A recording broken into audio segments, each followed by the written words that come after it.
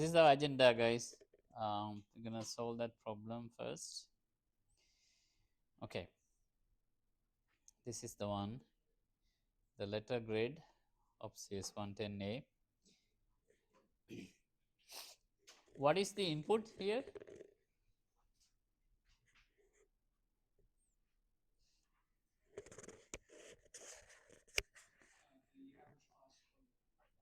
Yeah, that's the input, right?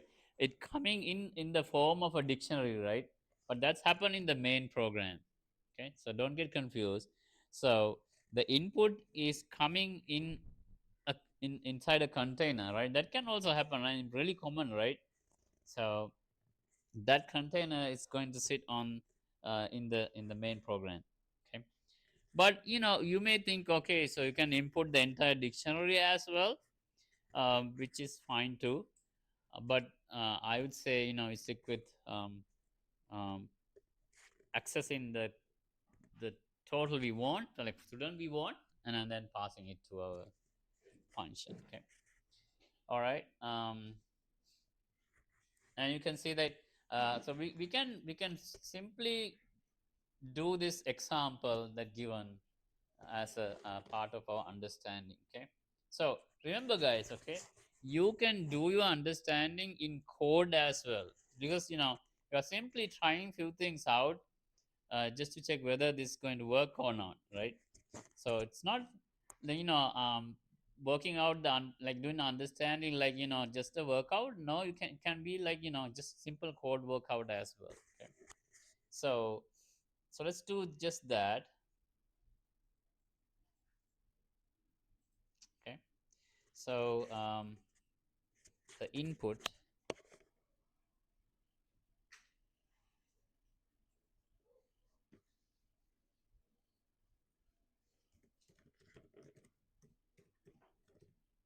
what's the output?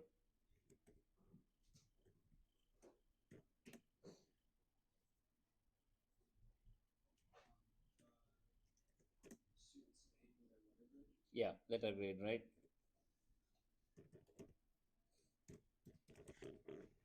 Okay,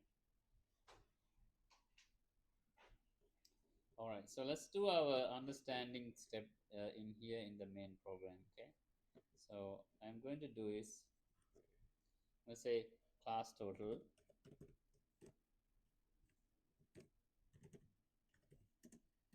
equals 89.1. Okay. Oops. All right. So now I want to figure out the grade based on this total. So how do we do this? Do it.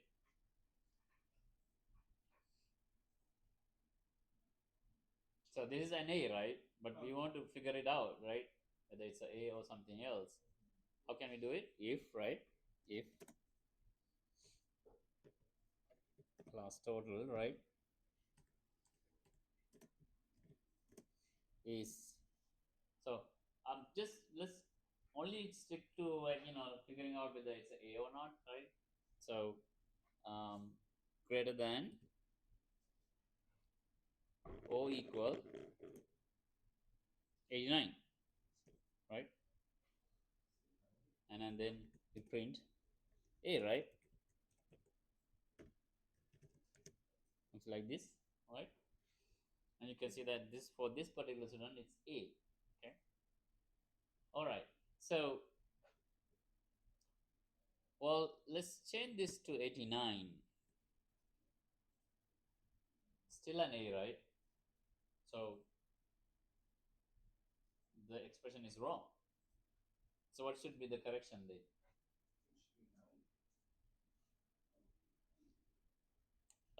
Well, it's 89 something, also A, right? So yeah, so without rounding up, you can actually do this right here. So this is basically after. Imagine this after rounding up or down, whatever. So imagine that way. Okay. So what's the correction here then?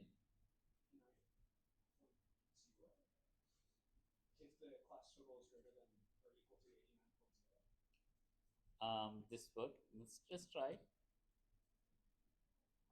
Still an A. So what's the correction then?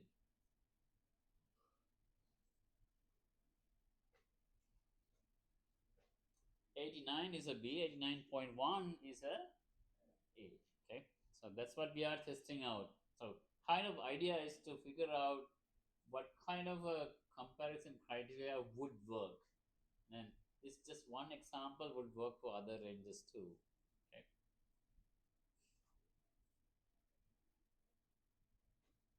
Well, so basically, so here's the thing, right? Oh, you was saying something? I was going to say, if this is after we round it up, then wouldn't it be applicable to say greater than or equal to 90? Well, Because if that's a we good round it up point. and it Yeah. gets So 89, okay. So I think so. Let me see. So that's okay. So let me clarify.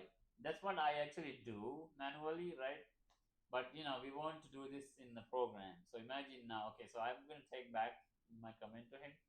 So this is not rounded up anything. Okay. So it's as it is, the grade value. So I want to get a B for this from this code, right? So that means that particular Boolean expression need to evaluate to false, right? So that I can go to the next one. So what should be the change?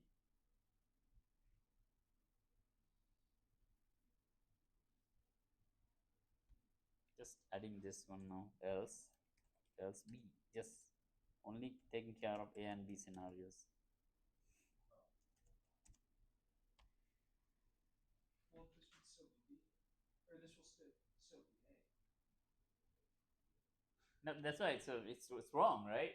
Yeah. Yeah. So there's a correction. We can correct this. What's the correction? It's an obvious one. Is it not just make it A greater than or equal to 90? I'm very confused. You guys gotta help me out here. Don't overthink this, right? So just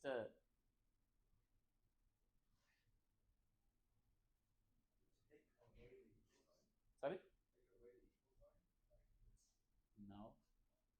Then it's only one, only that one going to give grade, right? So it has to be a comparison. It involve greater than or less than, right? So all right. So I'm gonna give you one more minute to think.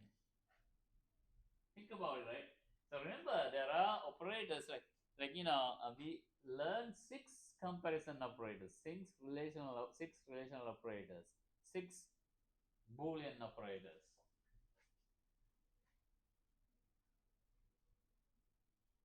Not this one though. So let's try this, right? Just this. Now it's a B. Well, that's the same thing as putting greater than or equal to 90. No, No? no. Then it's Oh, gonna yeah, it's yeah, right. okay, yeah, So okay. so this is the criteria you have to stick to, right? For other ranges, detecting other ranges too. Okay. So I mean, you may think of other ways doing it, but this is the simplest way doing it. Okay. So it actually that thought went in when I was creating this one, so that you can properly check ranges, right? So it's not equality, right? So we have, if you take equality, then it's one scenario, which is the 89 scenario, you're gonna get wrongly assigned the grade as A, right? So so this is what we. So basically, then for all other ranges, it's gonna be something like this. But for the B and C and D, there's going to be two checks, right? So the entire range. Okay. So we can now basically we are now ready to write our plan. So let's write it. So there's a match you can write, right? Random popping shape. It's a not a perfect match, but it's actually used the concept of if else, right? So something like that. Um, okay, so the input, this one class total. Oops.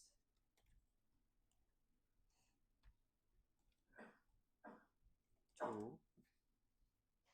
So now we start with if, right? If, so you can copy paste this one. We are not printing, guys, right? So remember, we are returning. Okay. So why we can return?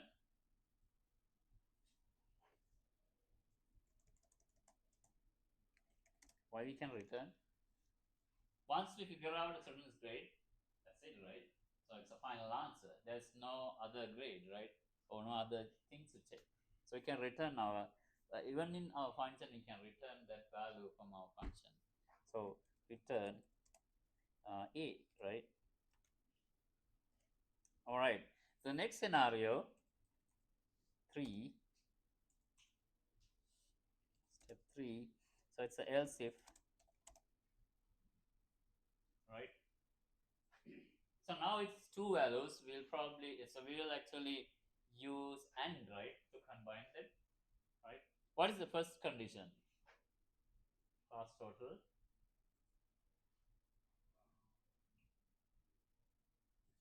So basically 89 exclusive above A, and then 79 exclusive to 89 inclusive B, right? And then 69 exclusive to 79 inclusive is a C, and then 59 exclusive to 69 inclusive, it's a D, and then the else is a F, right? So so then basically it's going to be so I'm gonna copy paste and change, and this is gonna be 79, right? So how can we write this as a let's write it as a chained expression, chained operator expression.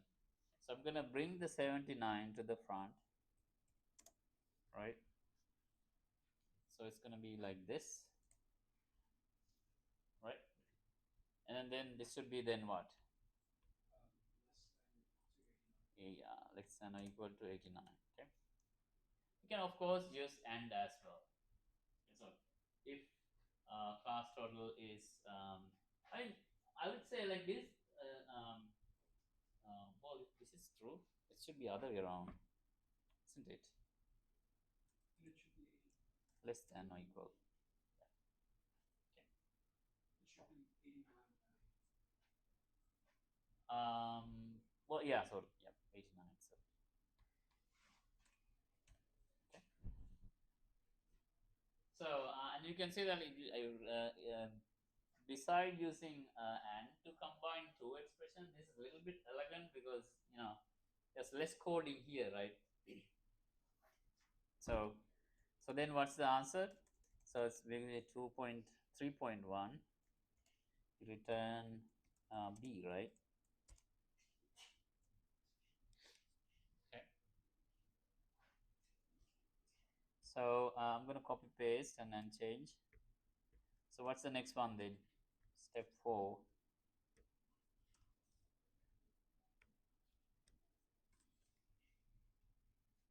So this is the C. Condition for C. So this is going to be 69, right? So this is a really good example of that operator chaining we learned last Tuesday, guys. Okay. And this should be 79, right? Okay. So the next one then, step 5, is for the condition for D, right? So it's gonna be 59, 59, and then 69, and we return B, right? And lastly, the else scenario, step 6.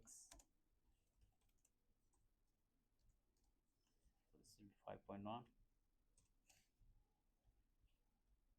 6.1, return F. Okay.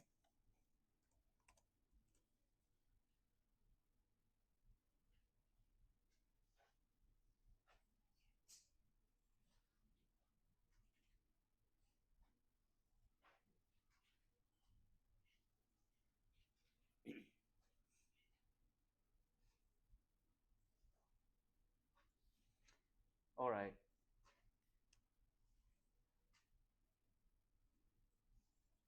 So the other way to do is you can use and instead of two like this, right?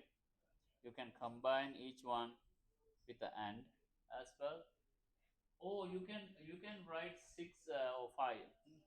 Yeah, six or even five if independent if only if statements, right? So we have this is a single if else one, right, guys? So this is just a single if else one. But instead of that, you can actually write five independent if statements as well. Okay. So I'll add that code later when I post this. Okay. So let's translate this. So this is the name I picked.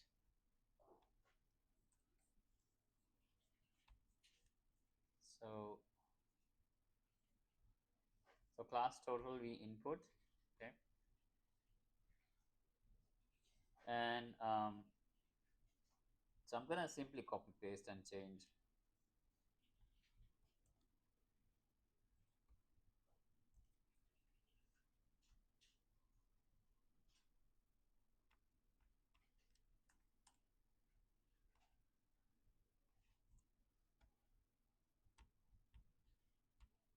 All right.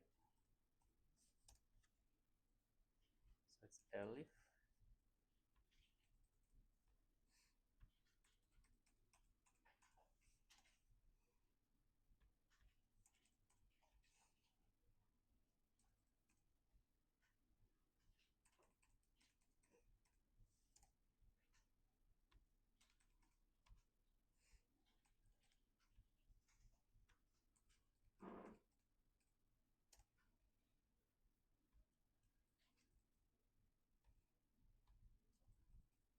All right. Okay. So the function is done. So let's take our dictionary now. So I'm going to show you a few things on dictionaries as well. So this is the dictionary given to us, right? So I'm going to say class totals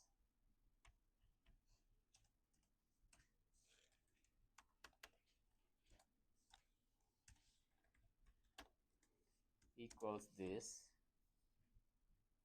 So this is my dictionary.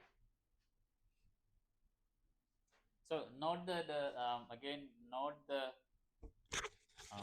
the syntax. Okay. So key value pairs are separated with the comma, right?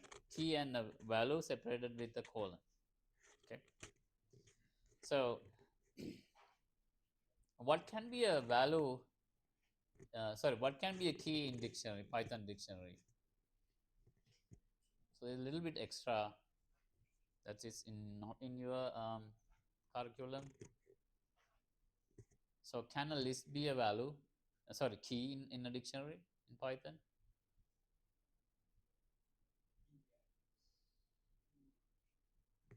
So that's the rule. Basically, it's a no. So basically, the reason is lists are mutable. So any mutable entity cannot be a key in a Python dictionary. Okay. So so that means basically um, a list cannot be a key, right? It can be a value. So key in a Python dictionary. So string can be a key, right? As shown here, Kate is a key, right? And any numeric value, they are immutable entities. So can be a key as well. Okay, tuple can be a key. Okay, so so let's access. So how now? I need to, let's say I want to figure out Jack's total, Jack's grade. Sorry, how can I access Jack's grade given this dictionary? Jack's total. So I want to access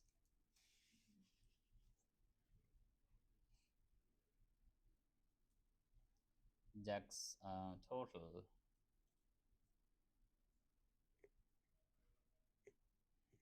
Yes.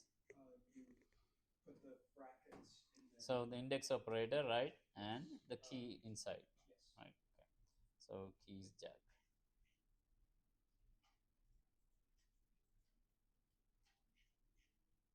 So, yep, yep. And you will get 89.2, right? Okay. So let's now pass that to our function. So we're gonna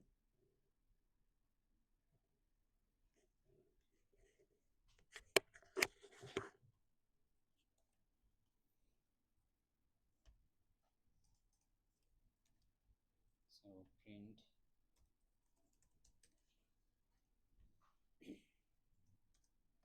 So we're gonna basically say, well,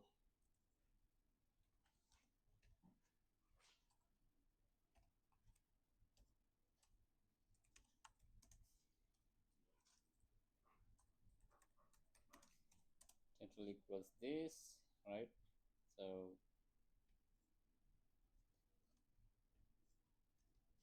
and then basically we pass that. Okay. Okay. So we get a 8, right? So we got a 8 correctly, right? Okay. And then you don't have to, so if it's just one occurrence of a value, guys, you don't have to create a variable for that. Okay. Simply you don't have to, I'm saying you don't have to create this line 72, just pass like this, right? So that's enough.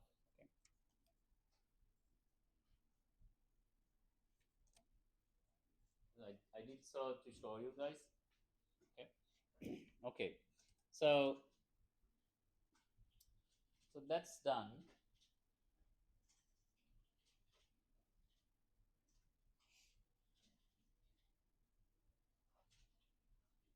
Now, since we are learning, we are encountering dictionaries, we can now a little bit talk about them as well here, right?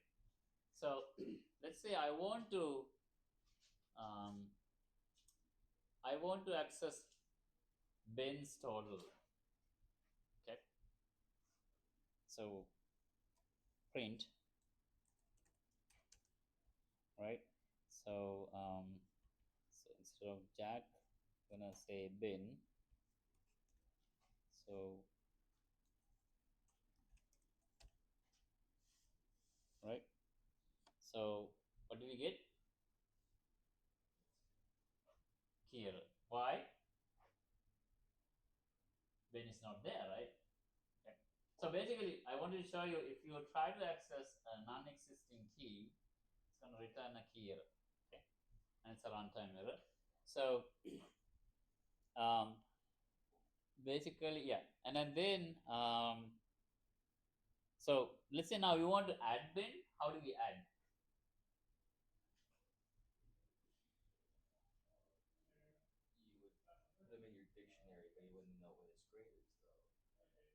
Well, let's say assume you know his total. Yeah.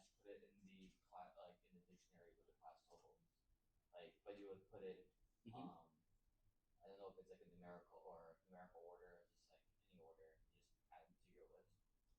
Basically, dictionaries are not ordered. So, are we talking about dictionaries or lists here? Don't go to the list part. We are not doing the improvement yet. Okay, so we're gonna get into that. So my question is, how can I add Ben to this dictionary? This just we are learning about few things on dictionaries. Oh, the type it? No, you can type it there, right? So that's not the way what I'm talking about. You can say Ben equals that, right? I mean, that's obvious, right? How can I, given this dictionary, how can I add Ben's class total? So basically, you can access given the key, right?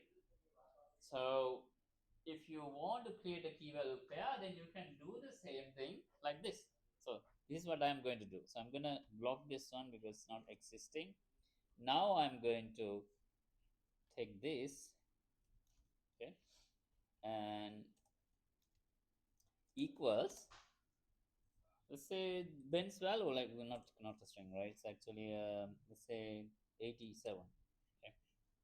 So now if you print, you will see that actually if you print the entire dictionary, I think you are printing it, right? Gonna say like here, and I'm gonna change this, remove that, right? Now you see the Ben is sitting there. And then guys, don't assume that okay, just because actually in the end, that doesn't mean they are ordered. Okay, so dictionaries are unordered. Okay, so don't believe what it print actually. Okay, so there's no notion of index, right, with dictionaries. Okay, um, so that's how you add it. So if Ben is not existing, this gonna add T with Ben, and then the value with 87. Okay, and the same way you can update as well. Look, right? So we already have that. Now basically, let's say I want to update this same key to a different role. I made a mistake in grading, so it's 95 now, right? So if I print it, so it's basically it's gonna give. We will see the same update, right? So it's now 95. So that's how you update. Okay. So this also indicates dictionaries are mutable. Okay, because see that it's sitting on the left hand side of the equal sign. Okay, so it's kind of similar to item assignment, right? Kind of similar to like in lists. Okay, all right. So oops. All right. So now let's go do the improvement. Okay. So by the way, guys, so this is what how we access. It's the simplest way actually accessing a key from a dictionary. You put the key into the bracket, and that's how you access. But there's a get function as well. So dictionary dot get, and then inside the bracket we pass the key as an input. So that also does the same thing. Okay. So there are whole bunch of functions in dictionary class, like the way we encountered in list class or string class. There are a whole bunch of things, and you can explore what they are. Okay. All right.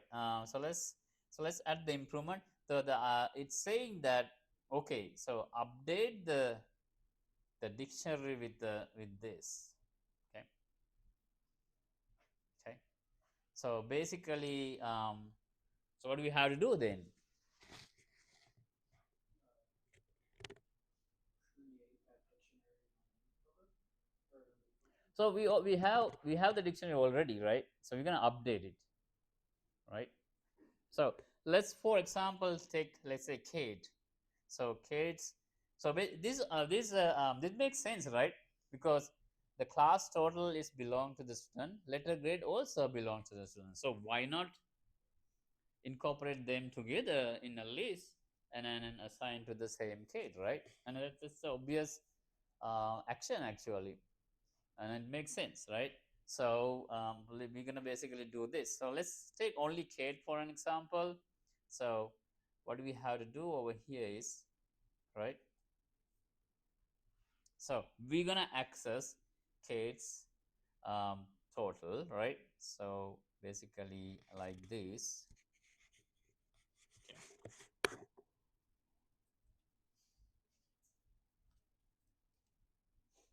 right? And then this is gonna be Kate, right? And then it's now going to be a what?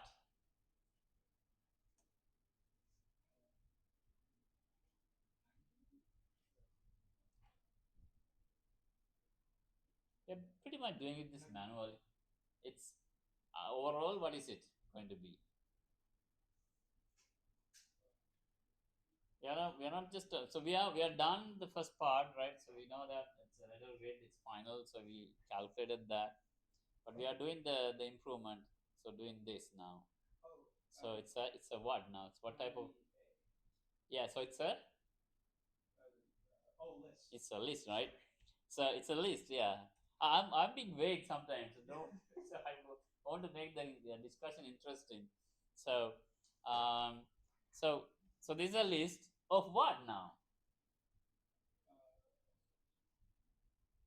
First, it's just the Kate's total, right? See that it's actually on the problem statement. It's 90, right? So that's her class total, right? So what do we put here then?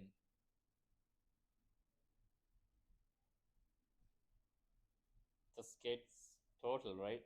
So it should be 90 and then comma. well, using the dictionary itself. How do you get Oh. the? How do you access 90?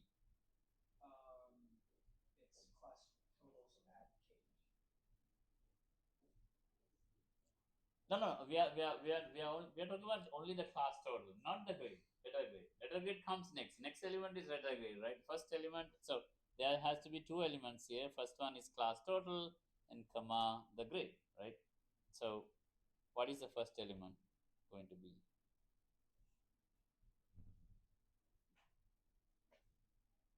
How do you write it in code?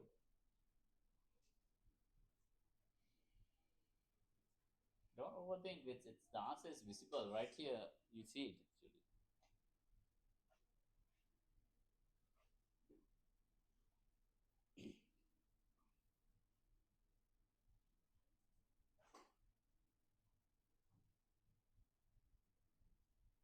See that class total bin we got 95, right? So we access bin's total, right?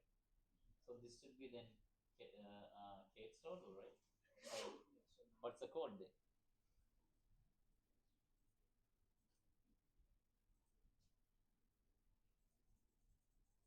So if I put Kate here, right?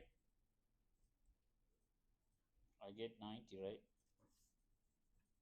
I think there's a mistake somewhere. Oh, okay. So I'm gonna leave that right now.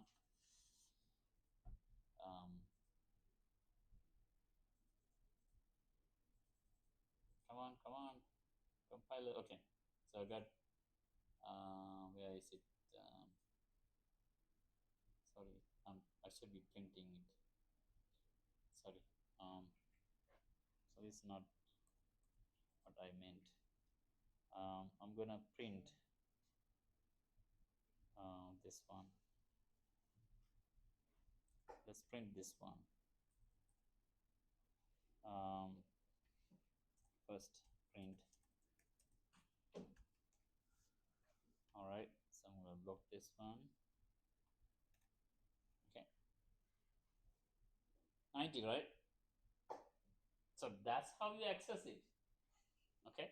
So here, so I'm updating the dictionary. First element should be a value of this, right? That's the total. Okay. I said that. That was the first thing I said. Really? I don't know. You Yeah, said 90. You didn't say code. Whatever. No, that's different, right? Well, no, So I did say that at first, and then I think you. I don't know. okay. Miscommunication. So maybe sorry then if that is the case. So I heard only numbers though. That's why. Okay. Now what is the next one? Next element. No, What? Oh, we called the first. we call the function, right? That's why. So you may have think of that way, right? Because we are automating. This is code, right? So don't think of individual values, right? Because our code should give us this, right? So this should be the function code. Okay, call for Kate, right? So call for Kate. So we're gonna change this to Kate. Okay, so we're gonna change this to Kate. So we'll get the Kate's grade, right? So now if we print the dictionary, right? So we'll see it's a list instead of for Kate. See that? See that? So 90 and A together as a list now,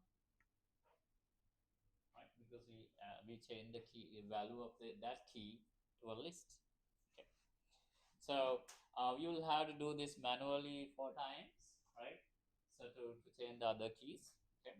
But I'll do those things later. Okay. All right. So let's quickly go. Any question, guys? So uh, don't think of like specific values. Think of the idea is generalizing, right? So general terms like abstraction, right? So that means you have to think of the code that gives you the value you want always. Okay. So any questions?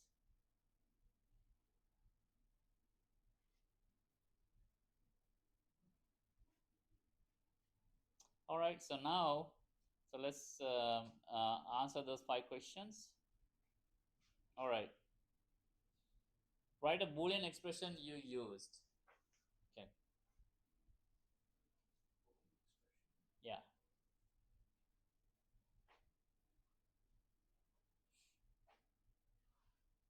So there's a whole bunch over here, right? So this is a Boolean expression. Okay, this is a Boolean expression. This is a Boolean expression. So there are 5 of them, right? And then inside this, like this part, also a Boolean expression. So, so all of those are Boolean expressions. Write a relational operator you used and the respective operands. Okay, so what are the relational operators we use?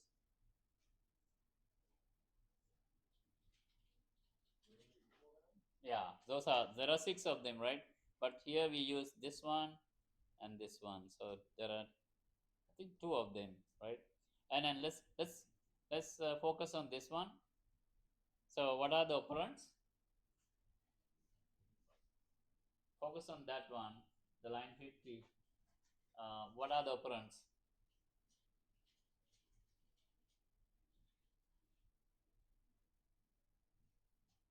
What are the operands? Focus on 50 and greater than. What are the operands? Yeah. So there are 2, right? So here class total and 89. Those are the operands. Based on number of operands, this is a binary operator, right? Okay. So there are 2. Write a keyword type token you use in your code. Keyword type token.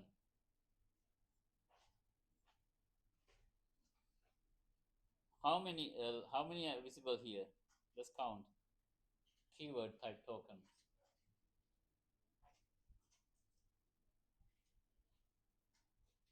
How many we have?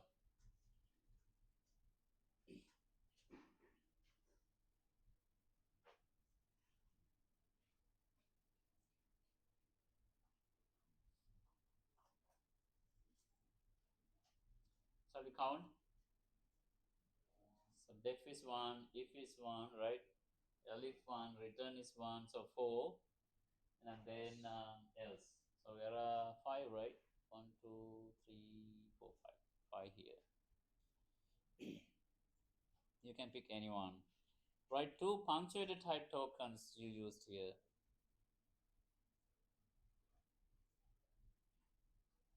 Is parenthesis a punctuator?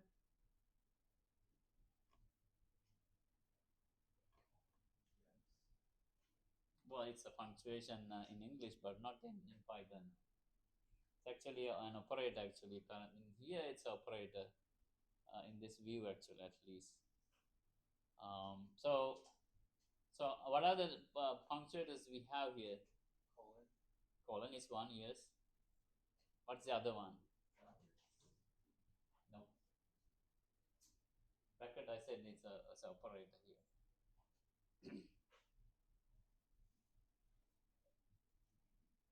There's one more actually.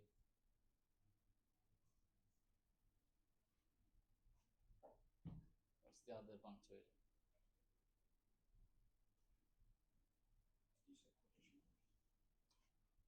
Um, Quotation. It's a punctuator. Yeah, you're right. There's one more actually. It's okay. You can verify, guys. I may be wrong. What's the other one? Yeah, comment symbol, right? So that's also punctuated. So there are probably 3 here. So, all right. Write a formal parameter you used and the respective actual parameter of your function. Okay, so what's the formal parameter here?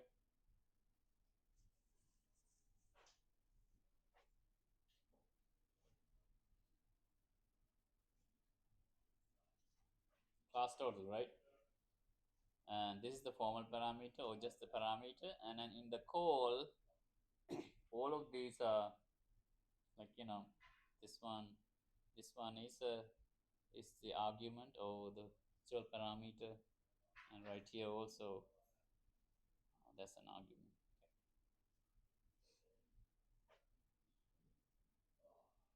Okay, any question? All right, so let's move to our lesson, guys.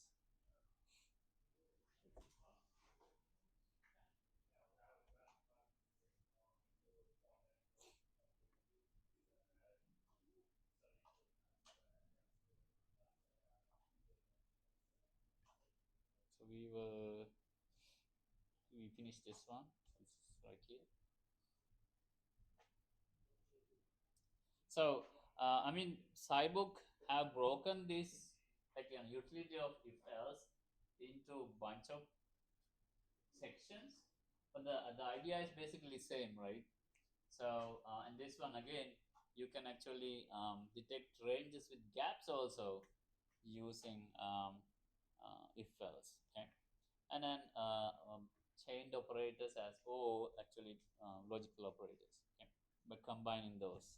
So let's do the last one in here. Okay, so the question, the challenge activity. Okay, so integer apple variables is read from input represent the number of apples, output unacceptable acceptable amount if, right? So there are two conditions, right? So let's talk about this usage of if, right?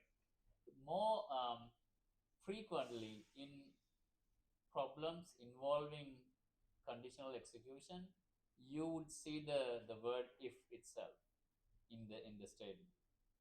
Makes sense because in English also we use if to express conditional execution, right? So usually it is the case. But my question is, can you tell me few other words, at least one other words in English that may appear in conditional execution? Because recognizing them is really important for our problem design, right? Let's say if it's not there, but what else can be?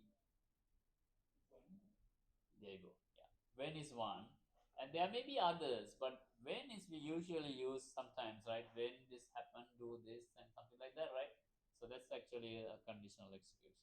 Okay. So when is a if it's usually very common vocab word in problem statements, but sometimes it can be when as well. Okay. All right. So so number of apples. So there are two conditions. We're gonna actually check them. I think it's one after the other. Let's see what it is. Yeah, I think we can use and. I think. All right. So if so, the number of apples is fewer than 15. So fewer than 15. We print. I'm gonna add print later. All right. So what else? And then you can see that O is also appear, right? Obvious now, right? So O, number of apples um, is 20 or more, right? 20, sorry, greater than equals to 20, right? So basically print unacceptable amount.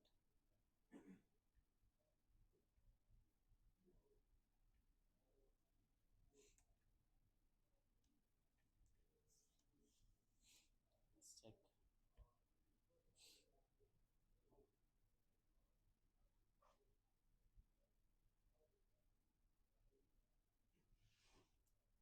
Oh, made a mistake. Input one unacceptable amount. Oh, that's a syntax. Oh, I made a syntax error mistake right here.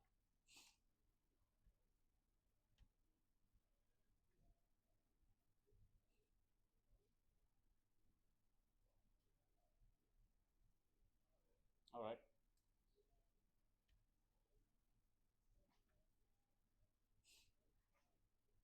All right. So this one also sometimes common. So basically, the bunch of scenarios that you have to check is actually independent of each other or distinct, right? So in that case, you can actually independently check them one after the other, right? Like this one, right? So in this particular question, okay, um, right?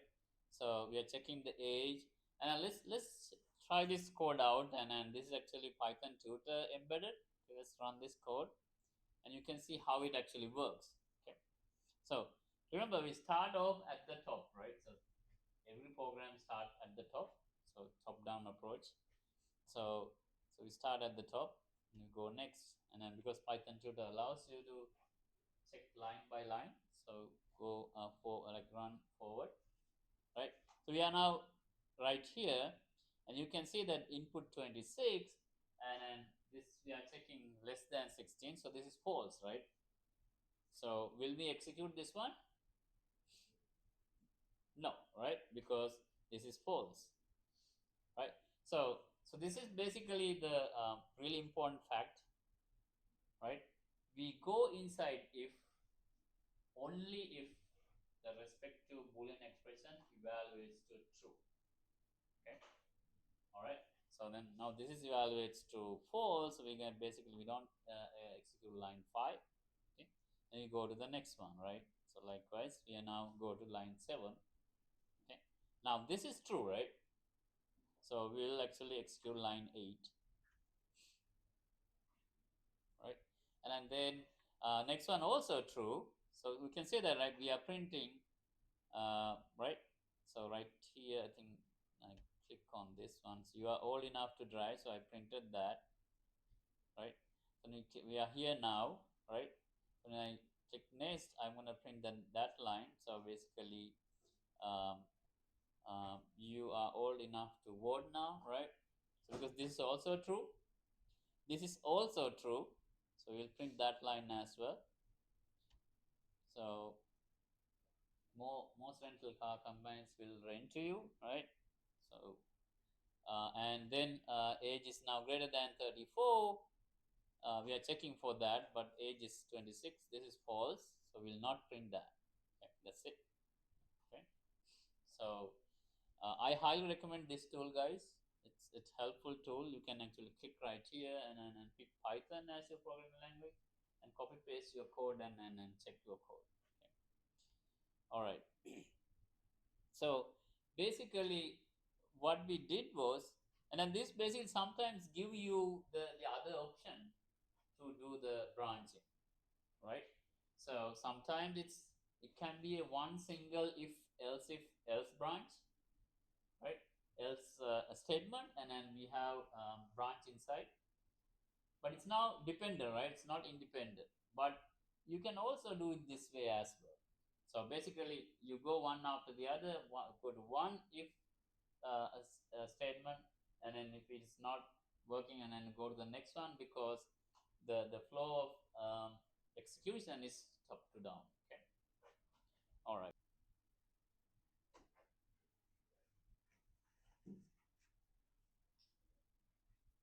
All right, guys, let's watch our video. So this one I asked, um, um, I asked Google to create this. So notebook LM. Okay, so it's not perfect.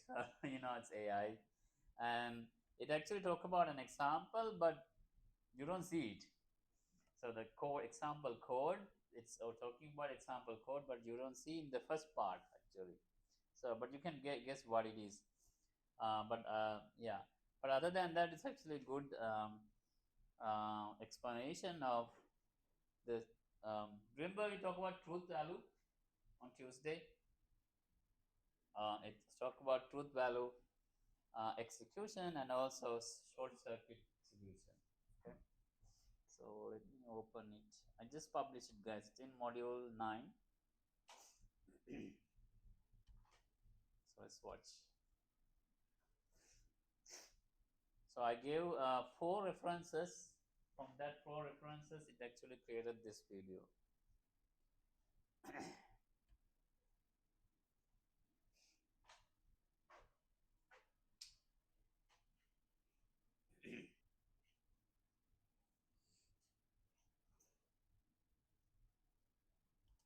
So next, oh, we're gonna do the exercise again. Okay. So last one challenge. So now we can see that there are 3 independent if statements. So and we're going to basically write 3 independent if statements. Okay. So if, so this is the one.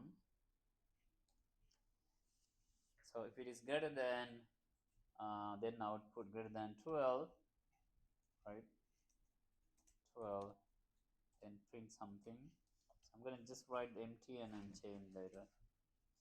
And next one, so they are independent, right? So next one is greater than or equal to 28. Okay. So or equal to 28, and the next one is less than or equal to 1.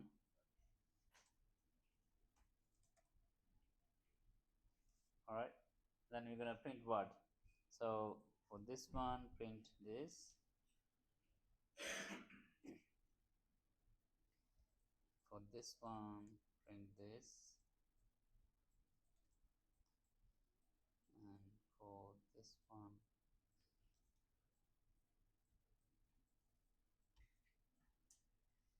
okay, so let's check.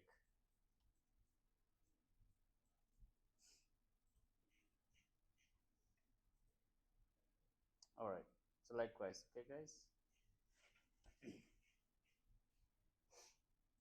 So we talk about this one a little bit as well, the comparison.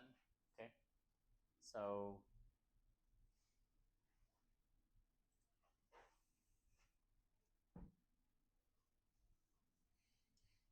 for example, capitalization is matter. Okay, so you cannot compare. So it will return false if you try to compare same word but irregular cases. Let's say, right? So still return false. Okay, so they have to match. And then here's the criteria we talk about a little bit, right? So numbers is compared arithmetically. So in mathematics we compare 5 and 10. 5 is smaller than 10. It's the same way here in programming as well. Okay.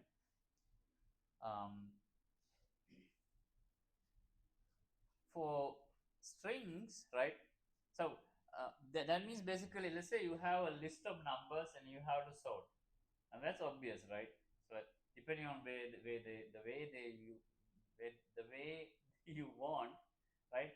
For ascending or descending, right? You can order them, you can sort them, right? Based on the mathematical notion of comparison of numbers. But for other objects like list and strings, it's kind of tricky now, right? Right. So in reality, we know that when we have a bunch of last names, we can order them um, alphabetically, right? So um, kind of, I mean, we know that, right? So in a spreadsheet, we can actually sort bunch of numbers alphabetical order, right? So and then that's code, that's programming in application, right? So that means it's working. So we already learned the criteria, right? So what is the criteria? So what's the theory behind comparison of text in coding?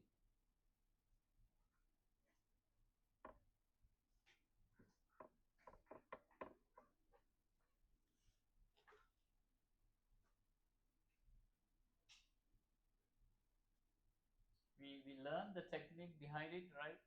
In 2 times now, in the type lesson in module 8, and also in week 2, actually week 1 actually. It's over here, right, it's basically the code point value, the ASCII or Unicode value, right? So when you have to compare to so basically what we do is we go character by character and compare, okay? And then at the moment that it's the comparison become not equal something, then at that moment we actually return the result. Okay? So we call that actually lexicographical order. You can Google it actually. There's a good article on Wikipedia on that. Okay? So it's called the lexicographical order, and basically we use first we used ASCII and then it became Unicode, right? So we use that in comparison of text. So for list and tuples, and there's a criteria over here. Basically, you have to have same element. So basically, the list or the tuple has to be homogeneous in order to be compared. So let's check this out. Okay. So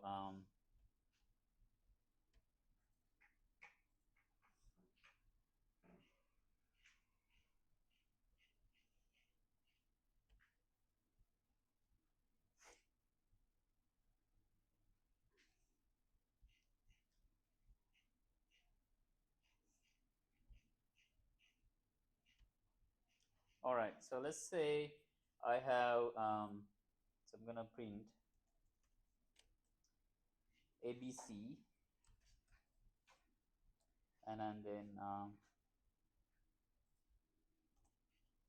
less than ABC. Okay. What should be the outcome of this? Is true or false? This actually false. Actually, a small a has a higher numeric value, right?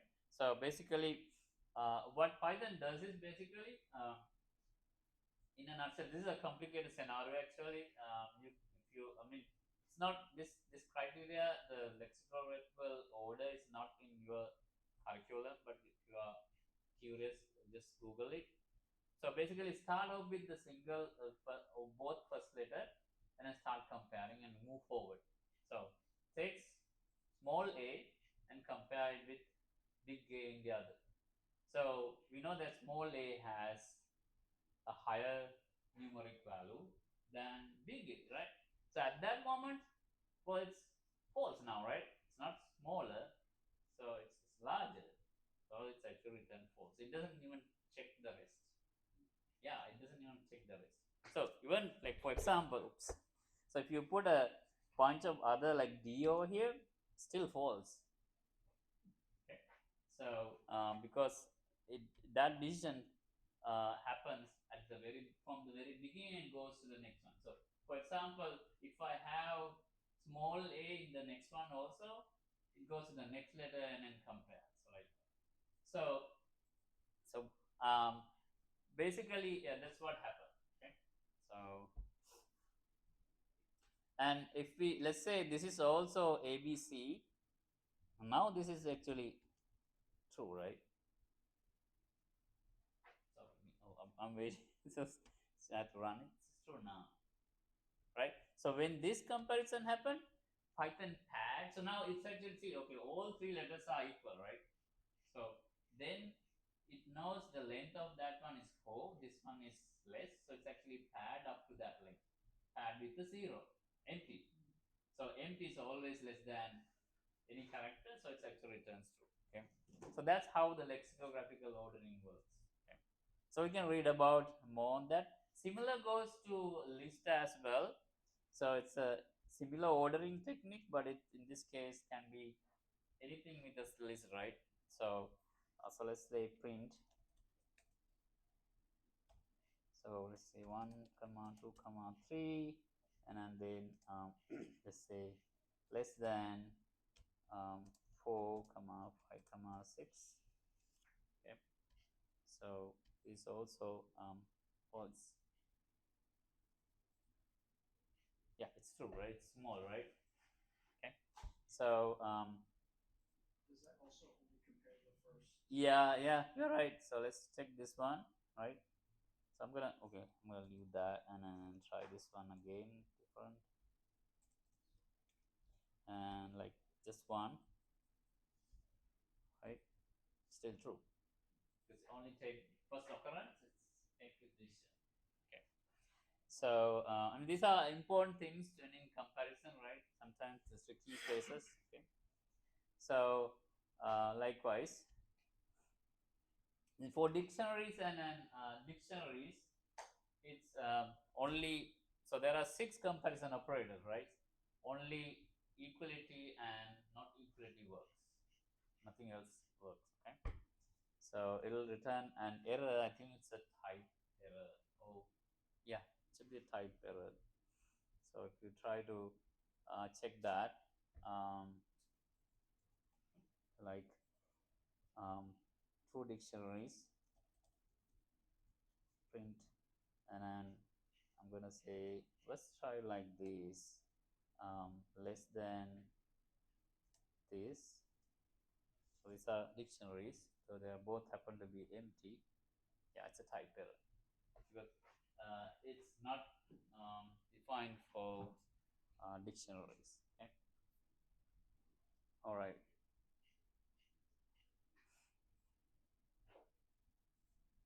So these are common errors. Okay, be careful. It's equality operator is 2 equal signs, not just one. One is assignment, right? And then there are other combination like these. They are not defined as well. Okay, so be careful.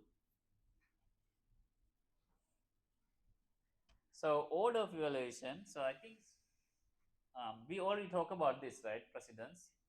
So now we learned 6 new operators. So we need to consider them as well. But Cybook made a mistake over here, guys. Okay, what's the mistake? Right, in this, it's actually in this line. So this is the table of precedence. Then the precedence goes down from top to the bottom.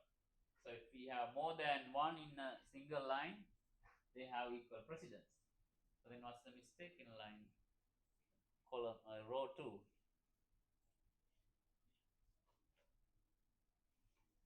So I'm going to actually report it to them. This is misleading. I mean, this is, it's correctly saying this is, Yeah, but here it's wrong. Why? because they don't all have equal precedence. Yeah, plus and minus goes just underneath, right? If you take the documentation, here is the big list, right? See that? Right here, multiplication, and then we have subtraction and addition, right? So they categorize them into one, which is wrong. But then in the other hand, other side, they are correctly evaluating it, right? So for example, if you take this expression, which one is first evaluated to? Yeah, so this basically we do this one first, right? Right, and then do this, and then the comparison, because again it's order of precedence. Okay, so and then there's a whole list over here, and we will learn later in a future class these three of, I mean, these 3 operands as well. Sorry, operators. In, not in, is not. So we'll learn also them as well. They are also categorized. So they basically all of them have equal precedence, and they are also Boolean operators. Okay. All right, let's continue.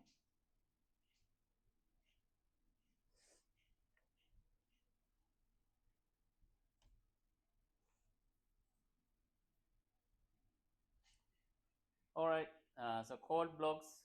Make sure so this if else statements, they are called them compound statements. Okay, so the usual pattern is for a compound statement, it start off with a keyword. So even for function definition, it is the case. We start with def, right, for function, and then the function name. In the end, the colon. When Python see there's a colon, it now expects the next line with an indentation. So basically, it's expect the next line to be belong to the entity. All right. So same pattern. So we learn that later. A for loop, while loop, they also have the same pattern. Okay. So you can see that for if statement start with if keyword, and we have the expression, and then at the end it's colon. Okay.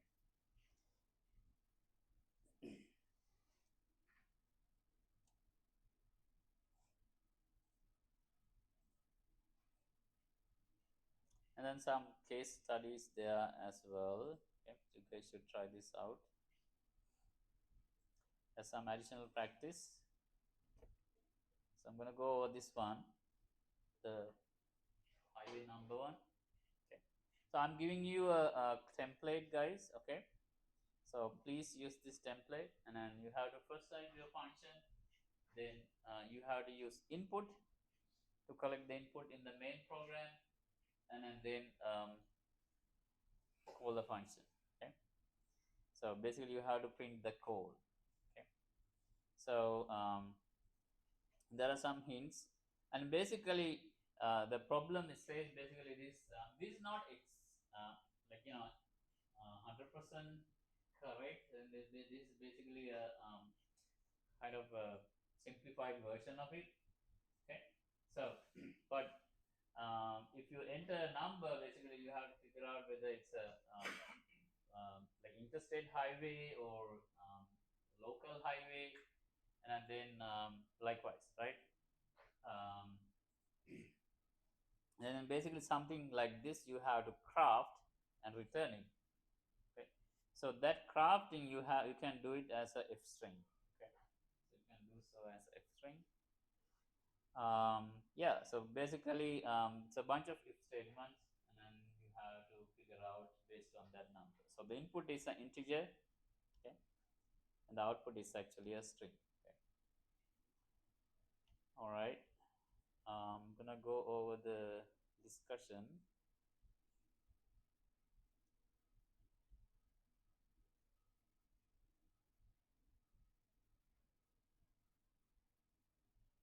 Okay, so basically you are given names and age of two people, right? And then write a Python function to return one, both, or neither people are between 18 or 64. Okay, so so basically it's a if else if kind of situation, right? So you have to do that. Um, Next one is the assignment. Rock paper scissors one. So this one has a good match. What's a good match?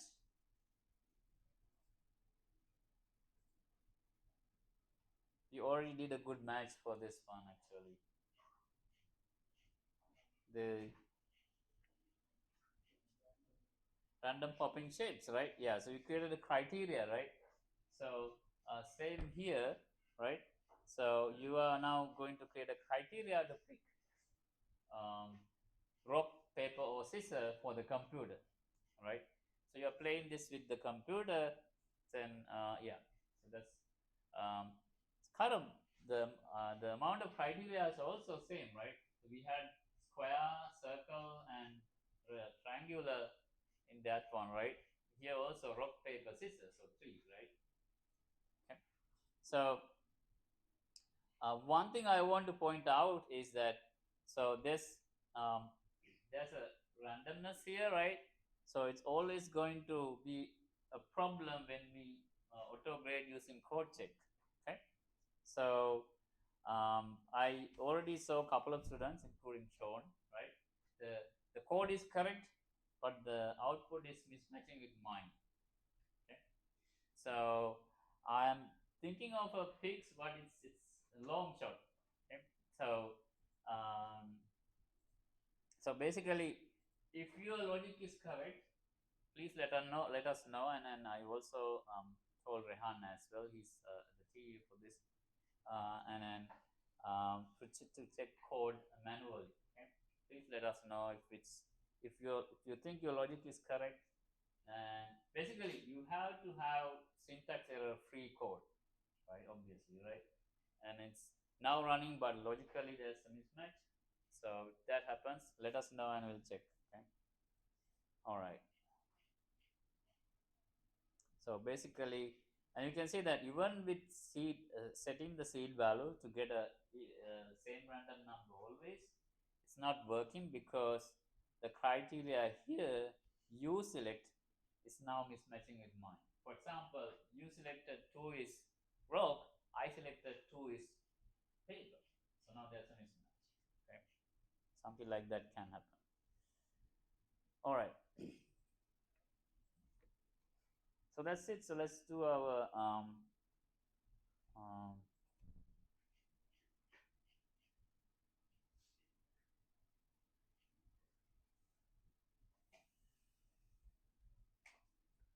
group assignment today. This one I just published it, guys. So you're gonna solve the gambling problem. All right.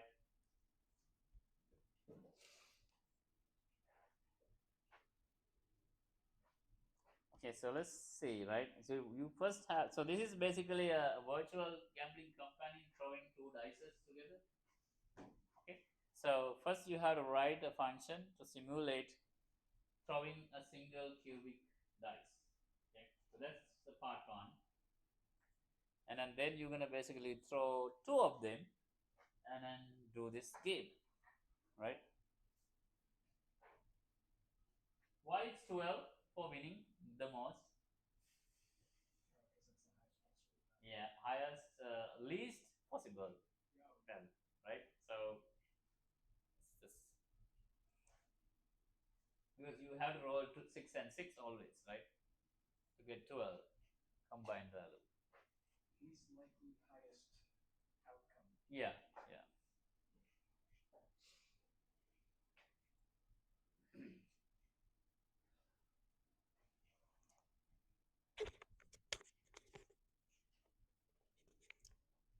So for cube, it's we know that it's, possibilities are equal, right?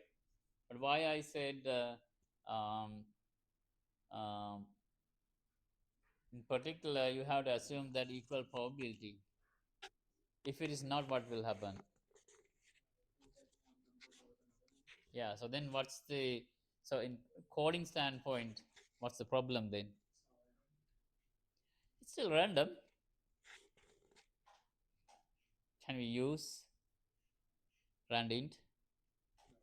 No, right? So remember, we learned the random, regular default random module gives you uniform random numbers. That means there's equal probability of giving a random number for all possibilities. But if it is not, then it's actually not working, right? So yeah, so that's why. Okay,